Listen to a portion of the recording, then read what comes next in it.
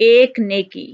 امام غزالی رحمۃ اللہ تحریر فرماتے ہیں کہ ایک شخص کو روز قیامت پیش کیا جائے گا، اس کو اپنے لیے کوئی ایسی نیکی نہیں ملے گی جس سے اس کی ترازو بھاری ہو سکے، چنانچہ اس کی ترازو برابر رہے گی۔ اللہ تعالیٰ اپنی رحمت سے اس کو فرمائیں گے، لوگوں کے پاس جاؤ اور اس شخص کو ڈھونڈو جو تمہیں ایک نیکی دے دے اور میں اس کے بدلے میں تجھے جنت میں داخل کروں۔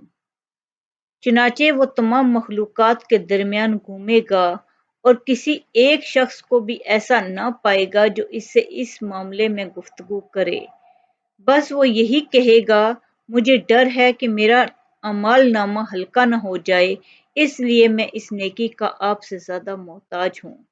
تو وہ مایوس ہو جائے گا، تب اس کو ایک شخص کہے گا، تو کیا ڈھونڈتا ہے؟ تو وہ کہے گا، صرف ایک نیکی، حالانکہ میں ایسی قوم کے پاس سے بھی گزرا ہوں کہ ان کے پاس ہزار ہزار نیکیاں تھیں لیکن انہوں نے مجھے دینے سے بخل کیا۔ تو اس کو وہ شخص کہے گا، میں اللہ تبارک و تعالیٰ کے سامنے حاضر تھا اور میں نے اپنے اعمال نامہ میں صرف ایک نیکی ہی پائی تھی، میرا یقین ہے وہ میری کسی ضرورت کو پورا نہیں کر سکتی، اس کو تم مجھ سے بطور ہبہ لے لو۔ تو وہ اس نیکی کو لے کر خوشی اور سرور کے ساتھ چل پڑے گا۔ تو اللہ تبارک و تعالیٰ فرمائیں گے، تیرا کیا حال ہے؟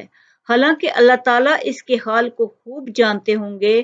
وہ عرض کرے گا، اے پروردگار، میرے ساتھ ایسا اتفاق ہوا۔ پھر اللہ سبحانہ و تعالیٰ اس کے ساتھی کو پکاریں گے جس نے اس کو نیکی ہبہ کی تھی اور اس سے فرمائیں گے، میرا کرم تیرے کرم سے وسیع ہے، اپنے اس بھائی کے ہاتھ کو پکڑو اور دونوں جنت میں چلے جاؤ۔